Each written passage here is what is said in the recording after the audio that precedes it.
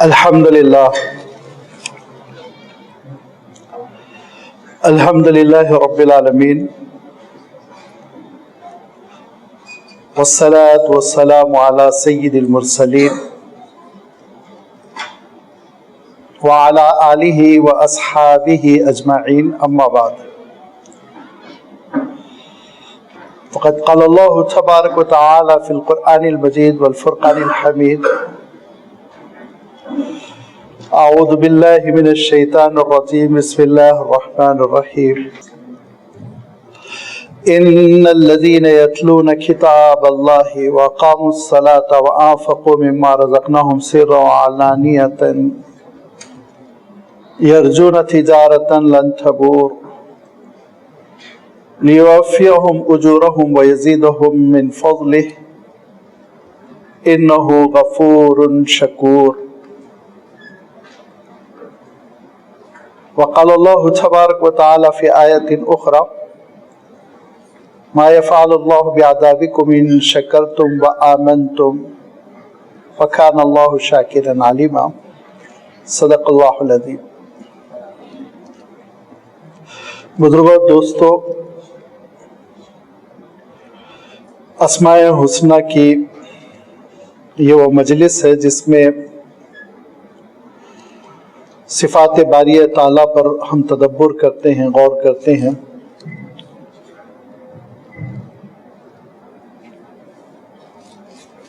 اس سے پہلے متعدد مجلسیں ہو چکی ہیں اور کم و بیش 40 کے قریب، بلکہ اس سے بھی کچھ زائد، اللہ تعالیٰ کے جو اسماء ہیں اور اس کی جو صفات ہے اس کا تذکرہ آ چکا ہے۔ ہماری اس نشست کا جو مقصد ہے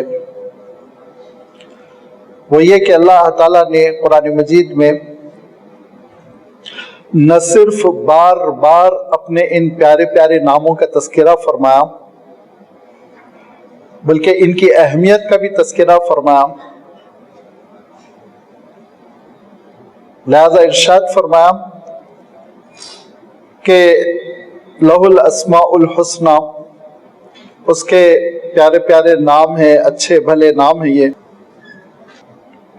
کہیں فرمایا فدعوہ بہا، دعاؤں کو قبولیت کے معیار تک پہنچاؤ انہی اسماء حسنی کے ذریعے سے۔ کہیں اللہ تعالیٰ نے اپنے ان ناموں کا تذکرہ کیا اور والہانہ انداز میں تذکرہ ہے: وَاللَّهُ الَّذِي لَا إِلَهَ إِلَّا هُوَ الْمَلِكُ الْقُدُّوسُ السَّلَامُ الْمُؤْمِنُ الْمُهَيْمِنُ الْعَزِيزُ الْجَبَّارُ الْمُتَكَبِّرُ سُبْحَانَ اللَّهِ عَمَّا يُشْرِكُونَ وَاللَّهُ الْخَالِقُ الْبَارِئُ الْمُصَوِّرُ لَهُ الْأَسْمَاءُ الْحُسْنَى۔ اپنی ان صفات کا تذکرہ کرتے ہوئے کہ وہی مالک حقیقی ہے، وہی عیوب سے پاک ہے، وہی تقدس کا حامل ہے، وہی خالق ہے، وہی نقشہ دینے والا ہے، وہی صورت گیری کرنے والا ہے۔ اس کے بڑے پیارے پیارے نام ہیں، ان ناموں سے اس کو تم یاد کرو۔ ان اسماء حسنہ کے سلسلے میں جو قرآن مجید میں بکثرت وارد ہوئے، اللہ کے رسول صلی اللہ علیہ وسلم ارشاد فرمایا کرتے تھے کہ ان للہ 99 اسما، دیکھو اللہ کے 99 نام ہیں جو کثرت پر دلالت کرتے ہیں۔ یعنی 99 سے مراد ایسا نہیں کہ گن کے بس 99 ہی ہو، ایک آگے ایک پیچھے نہیں ہو سکتا۔ بکثرت اللہ تعالیٰ کے نام ہیں، ان میں اہم 99 ہیں، 99 ہیں۔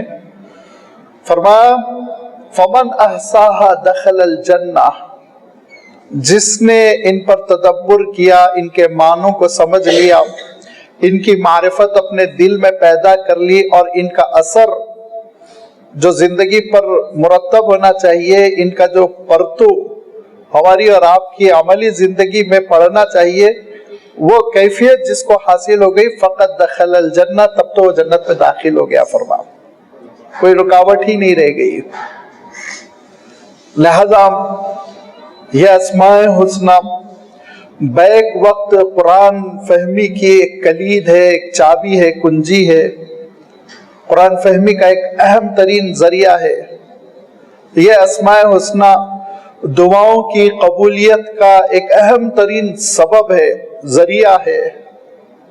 कितनी रिवायतें हैं जिसमें अल्लाह के रसूल सल्लल्लाहु अलैहि वसल्लम ने उन लोगों को जो अस्माए हुस्ना के साथ दुआएं कर रहे थे, वो इरशाद फरमा कि इसने अल्लाह का वो नाम लेकर अल्लाह को पुकारा कि अब इसके बाद इसकी दुआ रिजेक्ट नहीं होगी, इसकी दुआ अब मुस्तरद नहीं होगी।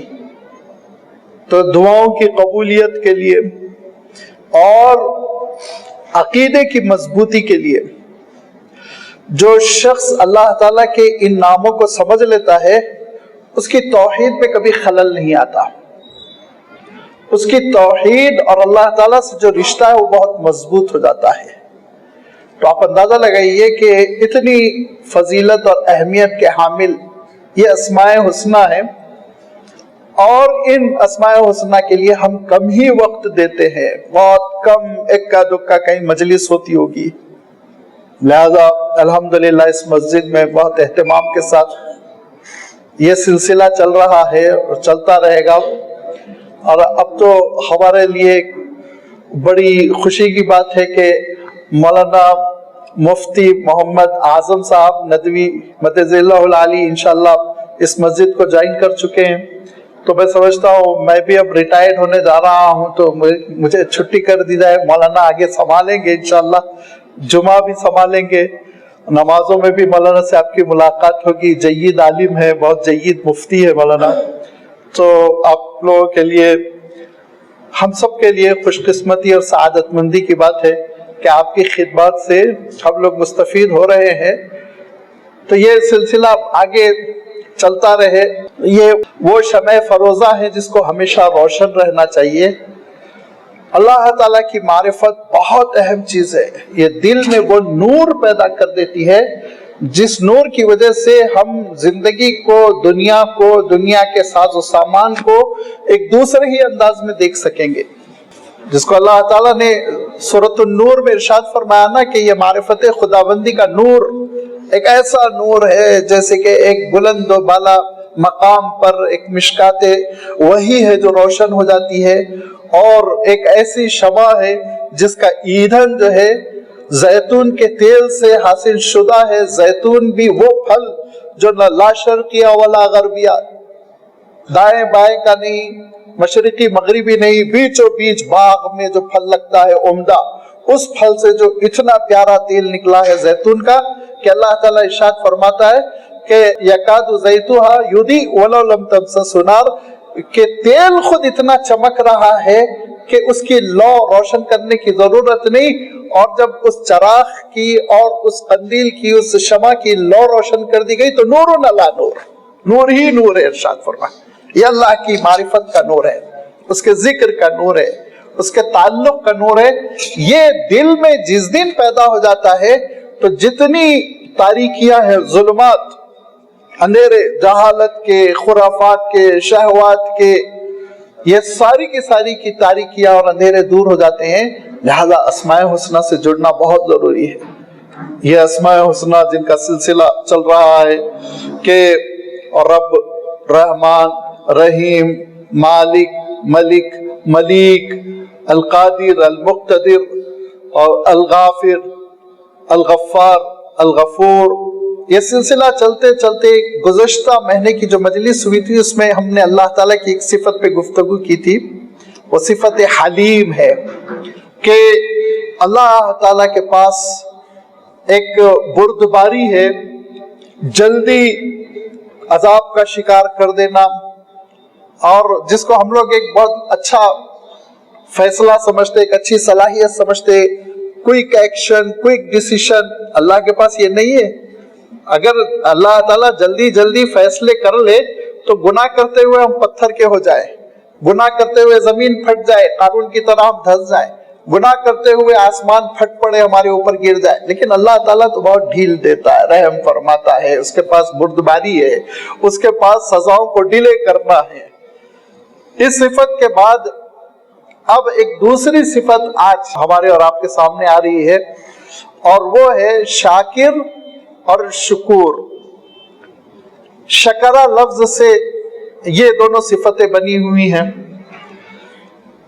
शकरा का जो तर्जुमा हम करते हैं शुक्रिया से करते हैं, टू गिविंग थैंक्स, ये ग्रेटफुल होना।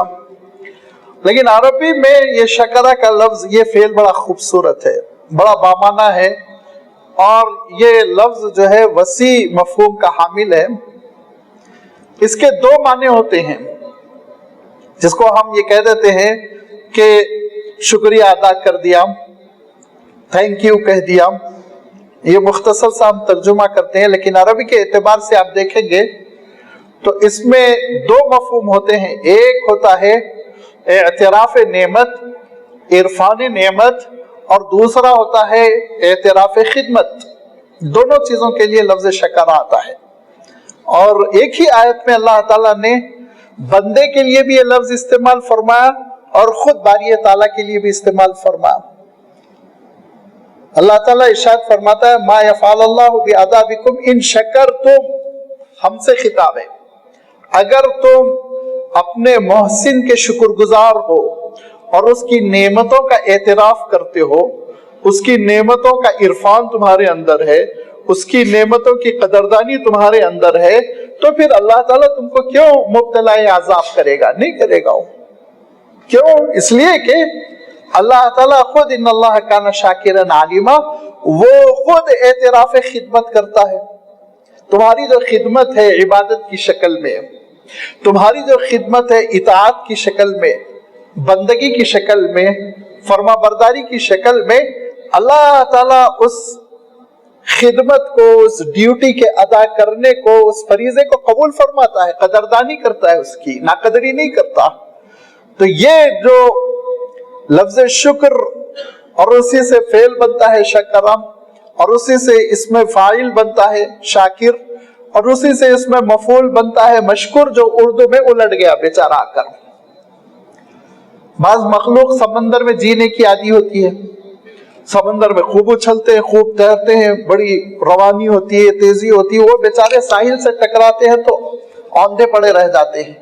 ऐसे ही लफ्ज मशकूर का मामला हुआ कि ये उर्दू के साहिल से टकरा कर औंधा हो गया है, लिहाजा हम उर्दू में कहते हैं, गलत नहीं कहते, उर्दू के एतबार से सही है वो, मैं कोई फतवा देने नहीं जा रहा हूँ कि मैं बहुत मशहूर हूँ मस्जिद की कमेटी का। इसके माने क्या है मालूम? अरबी के एतबार से मस्जिद की कमेटी आपका शुक्रिया अदा कर रही है। मैं मशहूर हूँ यानी मुझे सब शुक्रिया कह रहे हैं, मैं कह रहा हूँ का मफहूम नहीं होता अरबी के एतबार से, इसमें मफहूम है ये। लेकिन ठीक है, उर्दू का इस्तेमाल है। आमतौर पर जो शुक्रगुजार होता है वो कहता है मैं मशकूर हूँ। इसी से लफ्ज शाकिर बना, मैंने अर्ज किया ना, इसमें फाइल, और इसी से शुकूर बना जो मुबालगे का एक सीगा है, जिस सिफत में कसरत का एक मफहूम आता है। लिहाजा अल्लाह ताला ने अपने लिए शाकिर का लफ्ज भी इस्तेमाल किया और अपने लिए शकूर का लफ्ज भी इस्तेमाल किया। अल्लाह ताला ने बंदों के लिए शाकिर का लफ्ज इस्तेमाल किया, बंदों के लिए शकूर का लफ्ज इस्तेमाल किया। वक़लीलुम मिन इबादी शकूर, अल्लाह ताला ने इरशाद फरमाया, बहुत कम बंदे हैं जो शुक्रगुजार होते हैं। किस मानों में? कि बहुत कम ऐसे बंदे हैं जो इरफानी नेमत करते हैं, नेमतों का एतराफ करते हो, नेमतों की उनके अंदर शनाख्त है कि मेरा मोहसिन कौन है। बहुत कम बंदे हैं। इसमें आप अगर देखेंगे कामिल शुक्रगुजार तो बहुत कम होते हैं। 3 स्टेज है, चाहे तो आप उसको इस लफ्ज से ताबीर कर लीजिए, 3 मरहले हैं, 3 स्टेज है शुक्रगुजारी के। पहला ये है कि आप जबान से कह दें, ये भी अच्छी बात है। दूसरा ये होता है कि दिल में भी एतराफ मौजूद हो, दिल भी आपका नेमतों का शनासा हो, दिल में इनकार ना हो, कुफरानी नेमत की कैफियत ना हो।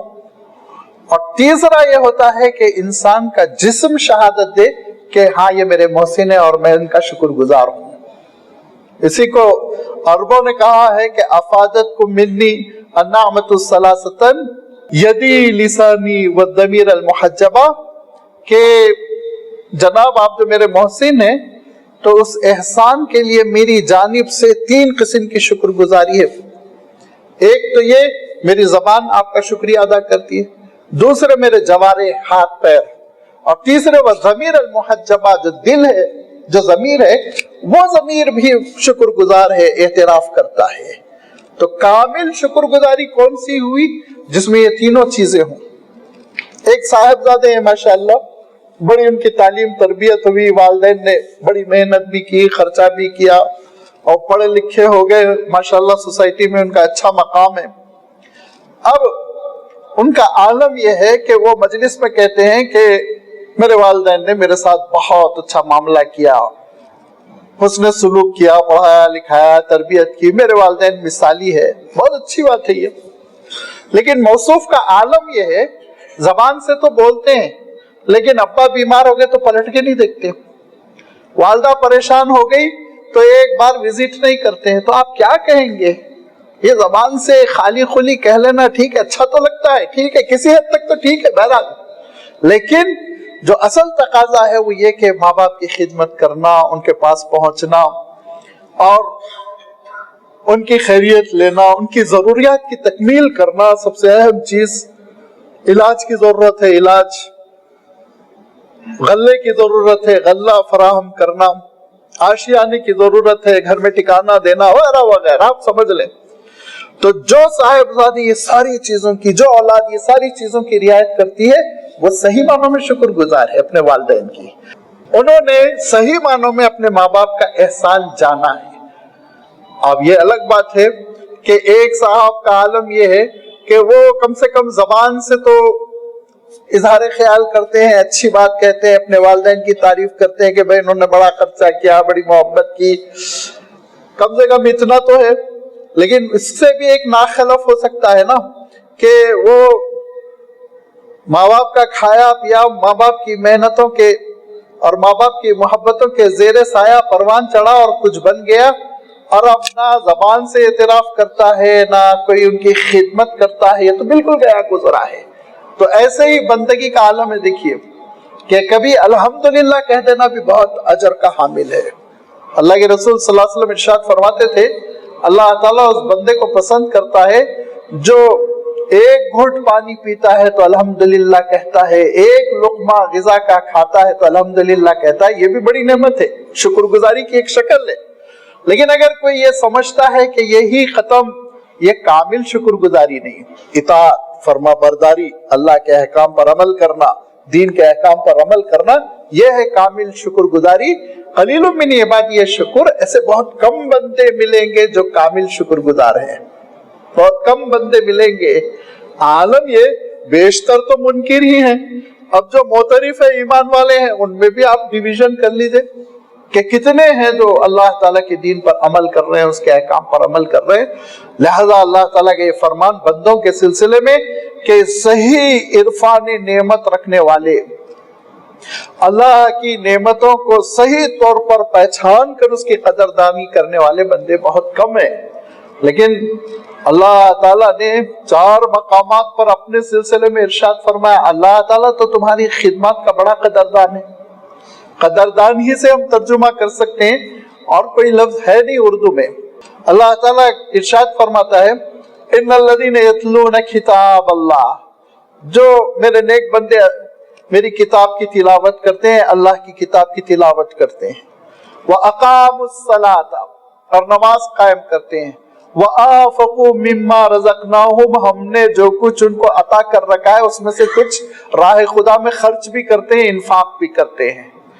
ऐसे बंदे जो अल्लाह की राह में खर्च करते हैं, कभी कभी सिर्रन व अलानियतन, बिल्कुल पोशीदगी के साथ, किसी को इत्तेला ना हो, कभी कभी ऐलान कर कर, क्योंकि जैसे ज़कात का मसला है तो उसमें हिसाब ठीक ठाक करके सोसाइटी को बताकर, और अगर बैतुल माल है तो बैतुल माल में हिसाब किताब देकर खर्च करना है, और अगर सदकात नाफिला है तो छुपा के खर्च करना है, दोनों सदकात करने ही करने। तो इरशाद फरमाया کہ وَأَنفَقُوا مِمَّا رَزَقْنَاهُمْ سِرًّا وَعَلَانِيَةً يَرْجُونَ تِجَارَةً لَن تَبُورَ، ایک ایسی تجارت کی یہ امید رکھتے ہیں، ایک ایسی تجارت میں یہ اپنے سرمایہ کو انویسٹ کر رہے ہیں جو کبھی ماند نہیں پڑے گی، ناکام نہیں ہوگی، فلاپ نہیں ہوگی. لن تبور، ہرگز یہ تجارت ناکام نہیں ہوگی، کامیاب ہو کر رہے گی.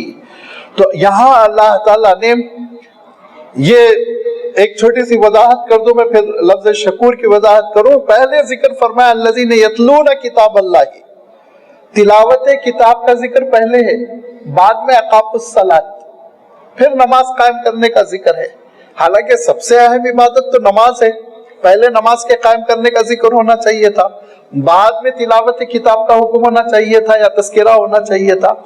اصلاً یہاں جو مقدم کر دیا گیا ہے اس آیت میں، اس کا سبب یہ ہے کہ اگر تلاوت کتاب نہیں ہے تو نماز بھی نماز نہیں ہے نا. سورۃ الفاتحہ تو پڑھنی پڑے گی کم سے کم، وہ بھی تو کتاب کا ایک حصہ ہے نا، قرآن مجید کا ایک حصہ ہے. تو تلاوت کتاب یاد رکھیے اتنی اہم ہے کہ تلاوت کتاب اگر کسی کو نہیں آتی تو اس کو نماز بھی نہیں آتی، نماز بھی قائم نہیں کر پا رہا ہو.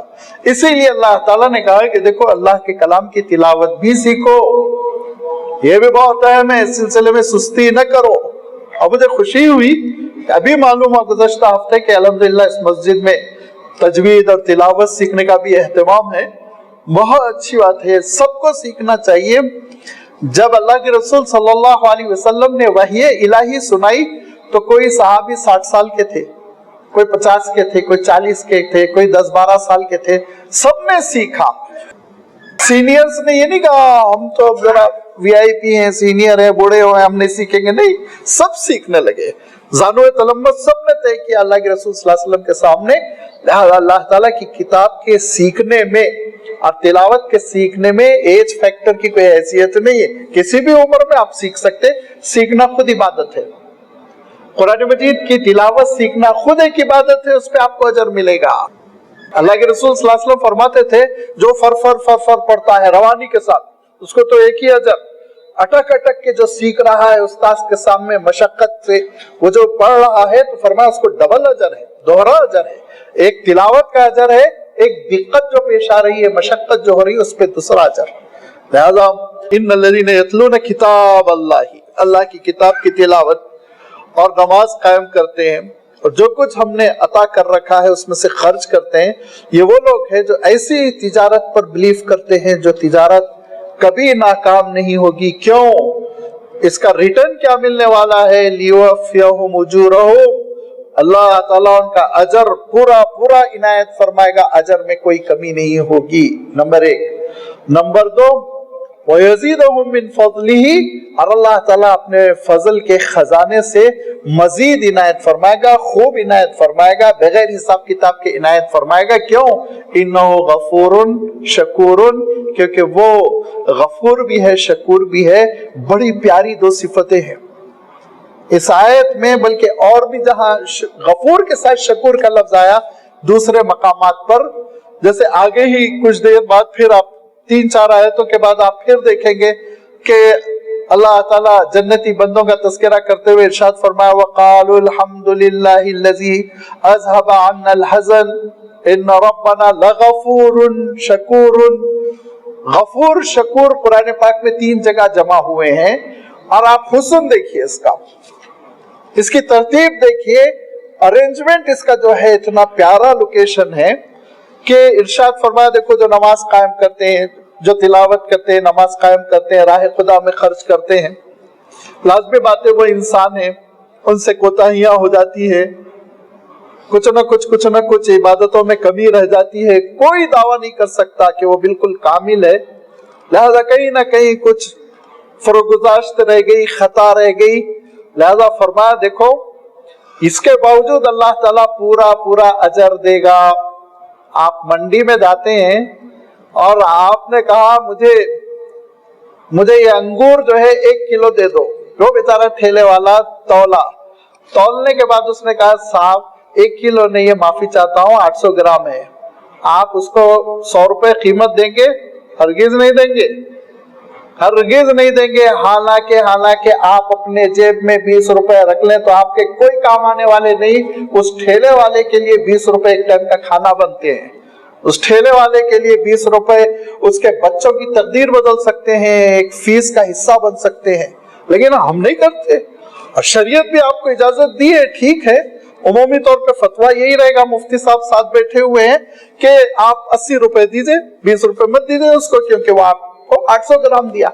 लेकिन आपके साथ अल्लाह ताला ये मामला नहीं करता है, आपके साथ अल्लाह ताला ये मामला नहीं करता, वरना तो हम मारे जाएंगे, हम कहीं के नहीं रहेंगे। हमारा मामला ये है कि हम नमाज में डंडी मारते हैं, अल्लाह ताला अजर पूरा देता है। हमारा मामला ये है कि हम इबादतों में कोताहियां करते हैं, कमी रह जाती है और बदली से करते हैं, अल्लाह ताला हिफाजत फरमाए, बेतौफीकी से करते हैं, लेकिन अजर पूरा मिलता है अल्लाह की जानिब से, तवक्को भी हम पूरे अजर की रखते हैं। और उसकी शान भी है अरहमुर राहिमीन इंशाअल्लाह लियुवफ्फियहुम उजूरहुम। अब इस अजर पूरा पूरा देने से मुनासिबत रखने वाली चीज गफूर है। देखिए कि वो बख्श देता है, माफ करता है, नजरअंदाज करता है, पहनते ही करता है, वो चश्म पोशी से काम लेता है, छोड़ देता है, छोटी छोटी खता हो गई भाई चलो छोड़ो, कुछ तो किया, मेरे दरबार में आके खड़ा तो हो गया, ठीक है, दिल कहीं और था, दिमाग कहीं और था, इमाम साहब के पीछे पीछे रुको सजदे तो कर लिए, पूरी नमाज का अजर दे दो। ये अल्लाह की शान है, लियुवफ्फियहुम उजूरहुम। और फरमा फिर जैसे जैसे तुम्हारी नीयत प्यारी होगी, तुम्हारा अंदाज अच्छा होगा, यज़ीदहुम मिन फज़ली, तो फिर वो फजल को बढ़ाता जाएगा, अजर बढ़ता जाएगा। एक नमाज का अजर 10 नमाजों का, एक नमाज का अजर 100 गुना 100 नमाजों का। एक ही नमाज पढ़ रहे हैं आप, लेकिन अजर 700 गुना। एक ही नमाज पढ़ रहे हैं, वल्लाहु युज़ाइफु लिमन यशा, जितना चाहे इजाफा कर दे, 1 लाख नमाजों का अजर दे दे, उसके खजाने में कोई कमी नहीं है। और ये इसलिए है कि इन्नहु गफूरुन शकूर, वो बड़ा कदरदान है, वो तुम्हारी कदर करता है, तुम्हारी इबादतों की कदर करता है, तुम्हारी मेहनतों की कदर करता है, तुम्हारे आने की कदर करता है, तुम्हारी मस्जिद में हाजिरी की कदर करता है। जो नेक काम तुम करते हो, मैं आलम क्या है, अल्लाह के नाम पे मुझसे किसी ने सवाल किया, भाई अल्लाह के लिए मेरा ये काम बना दो, अल्लाह के लिए मुझे दे दो, शदीद जरूरत है मदद की, अल्लाह के नाम पे भाई मुझे दे दो। अल्लाह का नाम ले रहा है वो, लेकिन अल्लाह का नाम लेने के बावजूद अल्लाह ताला इरशाद फरमाता है, कभी कभी वो फट्टी नोट तुम देते हो जो खुद नहीं लेना चाहते हो अपने लिए, इल्ला तुगमिज़ू फी, इल्ला ये कि धोखे में आ जाओ और ले लो। तुमने उसको 10 रुपए की फट्टी नोट दी जो तुम समझ रहे थे कि नहीं चलेगी, तो ये तो रिजेक्ट होना चाहिए था, मुंह पे मार देनी चाहिए थी ना। अल्लाह के लिए तुमने क्या दिया, लेकिन वो शकूर है, कबूल कर लेता है, कदरदानी करता है, उस पर भी अजर इनायत फरमाता है, उसको भी सदक़े में शुमार कर लिया जाता है। ये है, हमेशा देख लीजिए हम जिंदगी में जो चीजें नाकारा हो गई वही अल्लाह के नाम पर निकालते हैं, जो चीजें आला और उम्दा है वो अल्लाह के नाम पे नहीं निकालना चाहते, वो नहीं खर्च करना चाहते हैं। बहुत कम अल्लाह ताला के वो बंदे होते हैं बाहिम्मत और उलुल आज़्म, अजीमत वाले, जो उम्दा उम्दा चीजें अल्लाह ताला के लिए खर्च करते हैं। लेकिन अल्लाह ताला की शान ये है, जो कुछ भी तुम करो अल्लाह ताला उसको कबूल करता है। ये है अल्लाह ताला की कदरदानी। शकूर का जो एक हद तक तर्जुमा मैं कर सकता हूँ उर्दू में, कि जो हमारे आमाल की कदरदानी करता है, हमारे आमाल को मुस्तरद करके कूड़ेदान में नहीं फेंकता, डस्टबिन में नहीं डाल देता, बल्कि कबूल कर लेता है, अजर इनायत फरमाता है। और जब अजर इनायत फरमाता है तो जैसे मैंने अभी अर्ज किया कि इसी आयत के आगे 2-3 आयतों के बाद अल्लाह ताला इरशाद फरमाता है कि अल्लाह के कुछ बंदे अपनी नेकियों की वजह से जब जन्नत में दाखिल होंगे तो वो हमारे खुशी के कहेंगे, वक़ालुल हम्दुलिल्लाहिल्लज़ी अज़हबा अन्नल हज़न, मौला तेरी शान है कि सारी दुनिया की मुश्किलात से छुट्टी दे दी तूने, कोई अब गम नहीं, फिक्र नहीं, घुलने की कैफियत नहीं, टेंशन नहीं। और इरशाद फरमाया क्यों, इन्ना रब्बना लगफूरुन शकूर, हमारा रब तो न सिर्फ ये कि खताओं को माफ करने वाला है बल्कि अमाल की बड़ी कदरदानी करने वाला है। मैं इससे पहले भी चिरान पैलेस में ये वाकया सुना चुका हूँ। एक मिसाल है जिससे अल्लाह ताला की नेमतों की कदरदानी हमको समझ में आती है। मिसाल है, ये किस्सा है,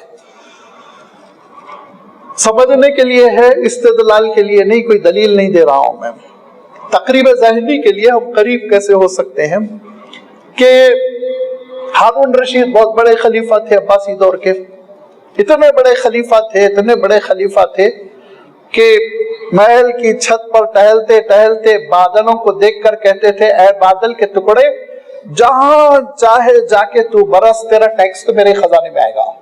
اتنی بڑی حکومت تھی، قریب قریب ایشیا، یورپ کے اسپین وغیرہ حصے اور ادھر افریقہ کے حصے، سوڈان تک، مصر تک، تو 3 بر اعظموں پہ حکومت سوچیے آپ۔ بہت بڑے خلیفہ تھے اور بھلے آدمی تھے، اچھے آدمی تھے۔ اس زمانے کے بادشاہ آج کے اولیاء سے اچھے تھے، یاد رکھیے۔ نمازیں نہیں چھوٹتی تھی، تہجد پڑھتے تھے، روزانہ قرآن پاک کی تلاوت کرتے تھے۔ تو آج کے جو اہل اللہ اولیاء بڑے بڑے اللہ والے ہیں ان سے کہیں زیادہ اچھے اس زمانے کے بادشاہ ہوا کرتے تھے۔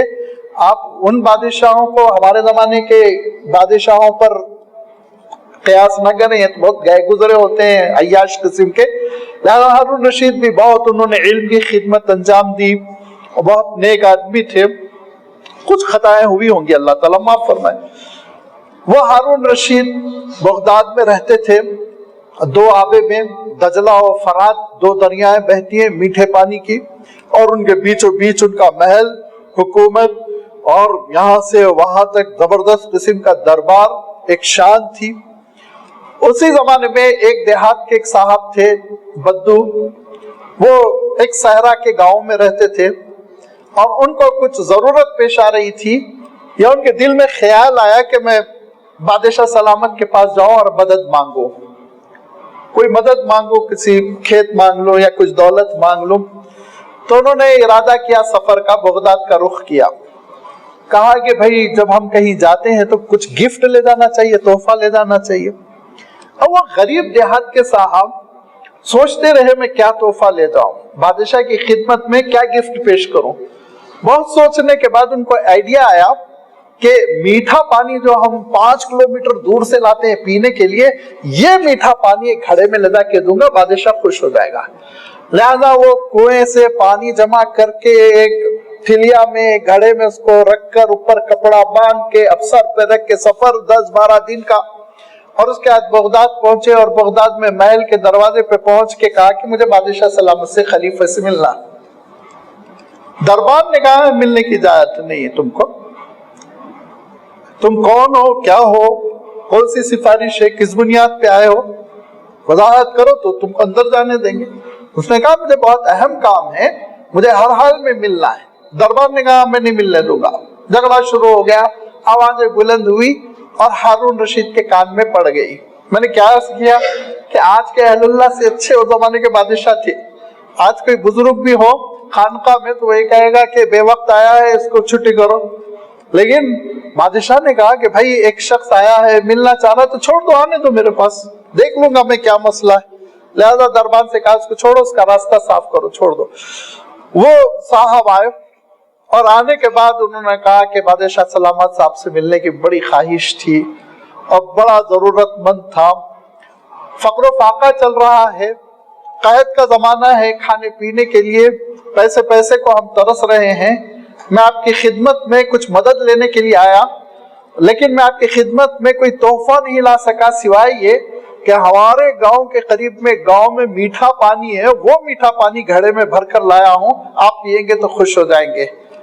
ہارون رشید نے اپنے وزیر خزانہ سے کہا کہ یہ پانی لے لو، لینے کے بعد سے اس پانی کو مطبخ میں جمع کرا دو، اور ان کے گھڑے میں سونے کی اشرفیاں بھر دو، ان کے گھڑے میں سونے کی اشرفیاں بھر دو، اور اس کا گھڑا ان کو واپس کر دو۔ کیونکہ ہارون رشید سمجھ رہا تھا کہ میرے پیروں تلے دجلہ و فرات میٹھے پانی کے دریائے بہتے ہیں، یہ بیچارے کو نہیں معلوم، معصوم ہے، سیدھا سادہ دیہاتی ہے، یہ اپنے تئیں بہت قیمتی تحفہ لایا، یہ اپنی شان سے تحفہ لایا، اور میں اپنی شان سے ریٹرن کروں گا، میں اپنے شان کے مطابق، اپنی حکومت اقتدار کے مطابق میں ریٹرن کروں گا، اپنی دولت کے مطابق اس کو تحفہ دوں گا۔ لہذا اس بادشاہ نے، ہارون رشید نے، خلیفہ عباسی خلیفہ نے اشرفیوں سے بھر کے اس کی ٹھیلیا کو، اس کے چھوٹے سے گھڑے کو واپس کیا، خوشی خوشی وہ واپس لے کر چلا گیا۔ تو اس پر مولانا رومی فرماتے ہیں کہ ایک انسانی بادشاہ جس کا دل اچھا تھا، اس نے ایک ناقص سے تحفے کی قدردانی کر کر اس کا اعلیٰ سے اعلیٰ جو اجر ہو سکتا تھا دیا، تو میرا ارحم الراحمین بادشاہ کائنات احکم الحاکمین وہ میرے اعمال کی کیسی قدردانی کرے گا، ذرا تصور کر لو۔ کیا ہم لے کر جا رہے ہیں یہ بھی سمجھ لو۔ جن نمازوں پہ غرہ ہے، جن صدقات پہ غرور ہے، جن عبادتوں پر ناز ہے، وہ کیا ہے اس کا جائزہ لے لو۔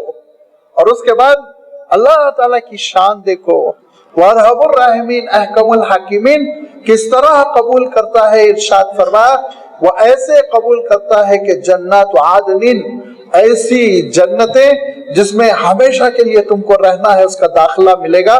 اور فرمایا دوسرے مقام پر وَلَدَيْنَا مزید، تم تصور نہیں کر سکتے، ہم نے جو دنیا میں نعمتیں سمجھ میں آتی ہے اس کا تذکرہ کیا، ورنہ ہمارے پاس تو مزید ہے، بہت ہے۔ وَلَدَيْنَا مزید، عجیب عجیب نعمتیں ہیں، تم دنیا میں تصور بھی نہیں کر سکتے ان کا۔ یہ وہ اللہ تعالیٰ کی اعمال کی قدردانی ہے جس کے لیے اللہ تعالیٰ نے اپنے لیے صفت شکر قرآن پاک میں اختیار فرمائی۔ شاکر بھی، شاکر میں یہ ہوتا ہے کہ اگر ایک مرتبہ آپ کر دیں قدردانی تو شاکر ہو جاتا ہے۔ شکور کے معنی ہوتے ہیں ہمیشہ قدردانی کرنے والا، کنٹینیوسلی قدردانی کرنے والا، وہ شکور ہوتا ہے۔ اور اللہ تعالیٰ نے شاکر کی صفت بھی ارشاد فرمائی، اور ارشاد فرمایا کہ دیکھو وَلَئِن شَكَرْتُمْ، اگر تم اللہ تعالیٰ کی نعمتوں کے شکر گزار ہو، قدردانی کرتے ہو، غلط جگہ پر اللہ کی نعمتوں کو نہیں خرچ کرتے ہو، صحیح مصرف میں اللہ کی نعمتوں کو خرچ کرتے ہو، تو یاد رکھو اللہ تعالیٰ تم کو کیوں پنشمنٹ دے گا، کیوں سزا دے گا، کیوں مبتلا عذاب کرے گا، ہرگز نہیں کرے گا۔ اور ارشاد فرمایا کہ بے شک اللہ تعالیٰ علم رکھنے والا بڑا قدردان ہے، تمہارے اعمال کی قدردانی کرے گا۔ تمہارے اندر شکر گزاری ہو، اللہ تعالیٰ بھی قدردانی کرے گا۔ تمہارے اندر شکر گزاری نہ ہو تو لازمی بات ہے پھر تم مسائل سے دوچار ہوتے چلے جاؤ گے۔ لہذا آپ یہ دیکھیں گے کہ جیسے ایک بندے کے سلسلے میں نے عرض کیا، جس کو آپ چاہے تو تعبیر کر لیجئے 3 اسٹیجز سے، ایک اسٹیج، دوسرا اسٹیج، تیسرا، 3 لیول کہہ لیجئے، 3 مرحلے کہہ لیجئے، کسی بھی لفظ سے آپ اس کو تعبیر کریے کہ انسان پہلے زبان سے شکر گزار ہوتا ہے، دوسرا مرحلہ ہے کہ اس کا جسم بھی ثبوت دے کہ میں شکر گزار ہوں، اپنے محسن کی نعمتوں کا، احسانات کا اعتراف کرتا ہوں، تیسرا یہ ہوتا ہے دل معمور ہو جائے شکر گزاری سے۔ جیسے یہ 3 مرحلے ہیں، اللہ تعالیٰ کے ساتھ بھی یہی 3 معاملے ہیں، 3 معاملے کرتا ہے اللہ تعالیٰ۔ پہلا معاملہ تو جس کا بھی میں نے اشارہ کیا، چشم پوشی، اور اسی لیے غفور، غفور کا لفظ اللہ تعالیٰ استعمال فرما کہ جو کمی رہ جاتی ہے، جو نقص رہ جاتا ہے، جو فالٹ رہ جاتا ہے، جو بے ترتیبی ہو جاتی ہے، اور اس سے بڑھ کر جو اوقات ضائع ہو جاتے ہیں، وقت پر نماز نہیں پڑھ رہے ہیں، اللہ نہ کرے قضا ہو رہی ہے، نمازیں ڈیلے ہو رہی ہیں، سستی کی جا رہی ہے، سب پر اللہ تعالیٰ چشم پوشی معاف کر دیتا ہے۔ اور دوسری چیز یہ کہ اللہ تعالیٰ بدل عنایت فرماتا ہے، بدل، جس کا جو بدل ملنا ہے، حج کا بدل ملنا ہے حج کا ملے گا، روزے کا بدل ملنا ہے روزے کا بدل ملے گا، یہ دوسری شان ہے اللہ تعالیٰ کی۔ اور تیسری چیز اللہ تعالیٰ ارشاد فرماتا ہے وَلَئِن شَكَرْتُمْ لَأَزِيدَنَّكُمْ، خزانے کھول دیں گے ہم تم پر، خوب اضافہ کریں گے۔ اچھا، جب ہم یہ کہتے ہیں وَلَئِن شَكَرْتُمْ لَأَزِيدَنَّكُمْ، اگر تم شکر گزار بنو گے تو اللہ تعالیٰ کا فرمان ہے ہم بھی اضافہ کریں گے، ہم بھی خوب دیں گے، مزید دیں گے۔ تو اس موقع پہ ہمارے ذہنوں میں یہ آتا ہے کہ یہ جو شکر گزاری ہے، کھانا کھا کر میں اللہ کا شکر ادا کروں گا تو انشاءاللہ شام میں بریانی ملے گی اور خوب ملے گا کھانے کے لیے، اتنا ہی نہیں ہے۔ نہیں، یاد رکھیے سب سے اہم چیز ہے، سب سے اہم چیز ہے کہ اگر ہم اللہ تعالیٰ کا شکر ادا کریں گے نا، وہ شکر کی پھر توفیق دے گا، توفیق کے لیے دروازے وہ کھول دے گا، ہدایت کے دروازے کھول دے گا۔ توفیق سے بڑھ کے دنیا میں کوئی نعمت نہیں ہے۔ یہ توفیق سے اگر بندہ محروم ہو جائے تو کچھ نہیں کر سکتا، کچھ نہیں کر سکتا۔ توفیق ملنا، ہدایت ملنا اللہ تعالیٰ کی جانب سے، کتنے بندوں کو اللہ تعالیٰ کی کیا کیا نعمتیں ملی ہوئی ہیں، لیکن توفیق کی نعمت نہیں ہے۔ اللہ تعالیٰ کی نگاہوں میں دنیا کی ساری نعمتیں بہت چھوٹی ہیں، بہت حقیر سی ہیں، لیکن توفیق کی نعمت, ہدایت کی نعمت بہت قیمتی ہے, بہت اہم ہے. یہ نعمت جب اللہ تعالیٰ کسی بندے کو دیتا ہے تو بس سمجھ لیجئے اس نے بندے پر رحمت کے دروازے کھول دیے. لہذا وَلَئِن شَكَرْتُمْ, اگر ہم شکر گزار بنیں گے, نماز ادا کر کر اگر ہم شکر ادا کریں گے, انشاءاللہ رات میں تہجد کی توفیق دے گا. وہ تلاوت کر کے آپ اللہ کا شکر ادا کریں گے, مولا تو نے توفیق دی, اور اس کی وجہ سے میں نے یہ ایک پارہ پڑھ لیا. آپ دیکھیے اللہ تعالیٰ آپ کی زبان کو قرآن مجید کی تلاوت کے لیے ایسے رواں کر دیں گے اور ایسے جاری کر دیں گے قرآن مجید زبان پر کہ آپ دن میں 5-5, 6-6 پارے, 10-10 پارے آرام سے پڑھ لیا کریں گے. یہ تجربہ آپ کر کر دیکھیے. اور میں عرض کرتا رہتا ہوں کہ اگر آج آپ نے اس مسجد میں نماز ادا کی اور کہا کہ مولا تیری توفیق کی وجہ سے میں تیرے دربار میں حاضر ہوا اور نماز ادا کرنے پر قادر ہوا, تو چاہتا تو پھر مجھے مفلوج کر دیتا, تو چاہتا تو مجھے محتاج کر دیتا, لیکن تو نے نہ صرف یہ کہ قوت دی, طاقت دی, بلکہ توفیق بھی عنایت فرمائی. اللہ تعالیٰ آپ کو حرم میں نماز پڑھنے کی توفیق دے گا, اللہ تعالیٰ آپ کو مسجد نبوی میں نماز پڑھنے کی توفیق دے گا. ان نعمتوں میں اضافہ ہوگا. خالی جسمانی نعمتیں تھوڑی ہے, روحانی نعمتیں بھی تو ہے اللہ کے پاس. لہذا یہ شکر گزاری جب بندے کے اندر آئے گی, اللہ کے پاس قدردانی آئے گی. یہ اللہ تعالیٰ کے پاس کیا ہے, تیسرا مرحلہ یہ ہے کہ اللہ تعالیٰ بڑی فراوانی کے ساتھ پھر اجر عنایت فرماتا ہے, اسی عمل کو کرنے کی بھی توفیق عنایت فرماتا ہے. اللہ تعالیٰ راہیں ہموار کرتا ہے. اللہ تعالیٰ ہمارے لیے ان نعمتوں پر, ان عبادتوں پر عمل کرنے کو آسان بناتا ہے. لہذا یہ جو اللہ تعالیٰ کی صفت ہے, شکور کی صفت, جو اللہ تعالیٰ کے لیے قرآن مجید میں 4 موقعوں پر آئی ہے اور شاکر کی 2 موقعوں پر آئی ہے. بندوں کے لیے متعدد مقامات ہیں جہاں پر یہ صفت آئی ہے, لیکن جیسے کہ میں نے عرض کیا تھا شروع ہی میں, اور اس حقیقت کو ہم یاد رکھیں کہ اس شکر کا جس سے شکور بنا, اس شکر کا جس سے شاکر بنا, ترجمہ اردو میں بڑا مشکل ہے. مفہوم ذہن میں ہم یہ رکھیں کہ ایک چیز تو یہ ہوتی ہے کہ نعمت کی قدردانی, عرفانی نعمت, جس کے مقابلے میں کفرانی نعمت آتا ہے, نعمت کی ناشکری کرنا. یہ عرفان نعمت بندے کے اندر جب آ جاتا ہے تو اعتراف خدمت یہ اللہ تعالیٰ کے اندر کہ اب اس کو مزدوری پوری دو, اجر پورا عطا کرو, اجر دینے میں کسی قسم کی کمی نہ کرو. یہ جب اللہ تعالیٰ ہماری ان معمولی سی خدمتوں کو عبادت کی شکل میں, نماز کی شکل میں, صدقات کی شکل میں, حج و عمرے کی شکل میں, روزے کی شکل میں, جو بھی ہم سے بن پڑ رہا ہے, یہی نہیں بلکہ اچھے اخلاق کی شکل میں, اچھے معاملات کی شکل میں, حسن سلوک کی شکل میں, ماں باپ کی خدمت کی شکل میں, یہ ساری نیکیاں جس کو شریعت اسلامی میں معروف کہا گیا ہے, نیکی کہا گیا ہے, صالحات کہا گیا ہے, جب کبھی ہم یہ اپنائیں گے تو اس پر اللہ تعالیٰ کی جانب سے فراوانی کے ساتھ اجر بے حساب, گن نہیں سکتے آپ, اتنا اجر اللہ تعالیٰ کی جانب سے ملے گا. یہ ہے اللہ تعالیٰ کی صفت شکور. لازمی بات ہے یہ جو صفت ہے, میں ہمیشہ عرض کرتا ہوں اسماء حسنہ کی گفتگو کے اخیر میں میں پھر ایک پریکٹیکل چیز لاتا ہوں, عملی طور پر ہماری زندگی میں اب کیا ہونا چاہیے. یہ تو ایک نظریہ ہے, الحمدللہ معرفت ہے, اس کو سمجھنا تھا, لیکن اب ہماری زندگی میں کیا ہو, ہماری زندگی میں کیا ہو, اس کے سلسلے میں میں آپ کو ایک بزرگ کا قول نقل کروں گا. بہت بڑے اسکالر ہیں امام ابن قیم رحمۃ اللہ علیہ.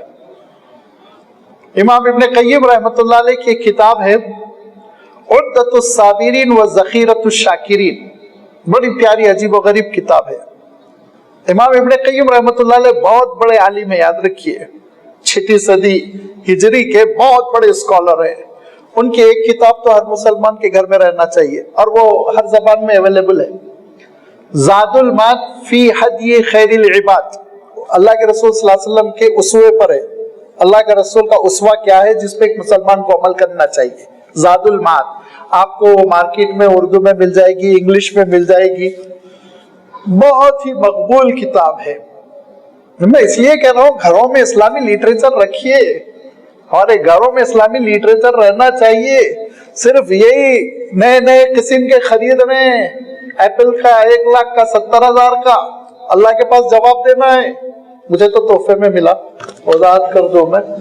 آپ جب اسلامی لٹریچر خریدیں گے نا, تفسیر کی کتابیں, حدیث کی کتابیں, فقہ کی کتابیں, اللہ کے رسول صلی اللہ علیہ وسلم کی سیرت کی کتابیں, وہ کتابیں گھر میں رہیں گی, کبھی نہ کبھی پڑھنے کی توفیق ہوگی, بچوں کو پڑھنے کی توفیق ہوگی. آخری بات یہ کہ بچے کہیں گے تو صحیح, ابا کا ذوق کتنا اچھا تھا, کتنا اچھا تھا, قرآن پاک کا لٹریچر ہے, حدیث کا لٹریچر ہے. یہی سب ٹیلی فون یہی سب چیزیں چھوڑ کے جائیں گے, چند تصویریں بتا, چند حسیناؤں کے خطوط, تو بچے بھی ہمارے سلسلے میں کیا تصور قائم کریں گے, ذرا سوچیے آپ. لہذا یہ زاد المعاد تو میں سمجھتا ہوں آپ ضرور خریدیے. مجھے کہیں کسی سے کمیشن ملنے والا نہیں ہے, آپ یہ مت سمجھیے میں اشتہار بازی کر رہا ہوں. مولانا سے پوچھیے, علامہ ابن قیم رحمۃ اللہ علیہ کی یہ کتاب جو ہے زاد المعاد, یہ زندہ جاوید کتاب ہے. یہ اللہ کے رسول صلی اللہ علیہ وسلم کا معجزہ ہے کہ اللہ کے رسول صلی اللہ علیہ وسلم کے امت کے علماء وہ اتنے بڑے بڑے اسکالرز ہیں کہ ان کی مثال دوسری امتوں میں نہیں ملتی. یہاں تک کہ کہنے والے نے کہہ دیا کہ انبیاء کی طرح ہے وہ. اتنا مبالغہ تو میں نہیں کروں گا, لیکن ہے بہت اونچا مقام. اچھا, ان کے استاذ بھی دیکھیے ابن تیمیہ, ان کے شاگرد دیکھیے امام ابن کثیر. اعلام الموقعین ان کی بہت فنی کتاب ہے. یہ تو خیر ذرا ڈیفیکلٹ ہے, لیکن زاد المعاد ضرور خریدیے, اپنے گھروں میں رکھیے.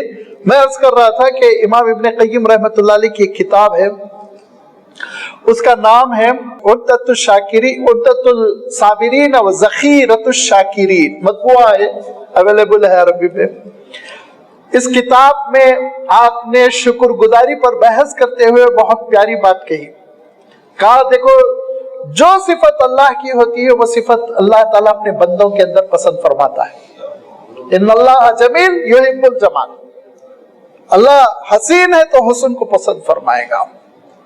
اللہ تعالیٰ رحمان ہے, رحم دلی کو پسند کرتا ہے. اللہ کے رسول صلی اللہ علیہ وسلم نے ارشاد فرمایا نا, ارحموا من فی الارض یرحمکم من فی السماء, تم زمین پر رحم دل بنو, آسمان والا تم پر رحم دل بنے گا.